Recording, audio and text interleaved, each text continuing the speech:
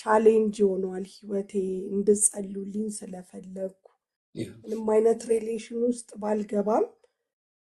ወደ ትዳር መግባት ፈልጋለሁ ልጄን ድሬያለሁ እድሜ 45 ዓመት ነው ብቻዬን ነው እየኖርኩ ያለሁትና እንድትጸልዩልኝ ፈልጌ ነው በጣም ልጅ ሆነሽ አቅሻለሁ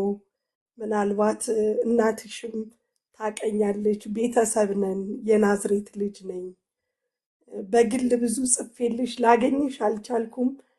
በውስጥ ጽፌልሽ ነበርና እስኪ ናርዲዬ ልትረጂኝ የምችው ፓስተርም ሊረዳኝ የሚችለው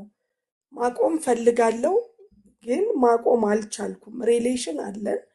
ሌላ ነገር ውስጥ ግን አልገባውም ወደ ጌታ መምጣት አልቻለም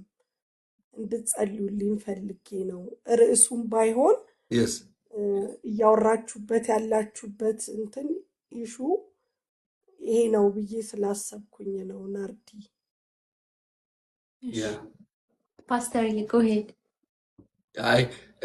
እንግዲህ አይ ነው ከባድ ነው አንዳንድ ጊዜ ላይ ምን አለ መሰለሽ እኔ በራሴ ማግባት መልካም ነው በጣም መልካም ነው ጋብቻ በራሱ መልካም ነው የምንመርጠው ጋብቻ ግን ራይት ካልሆነ ዛሬ ሳይሆን ነገ ይጎዳናል ህይወታችን ይጎዳዋል ለምሳሌ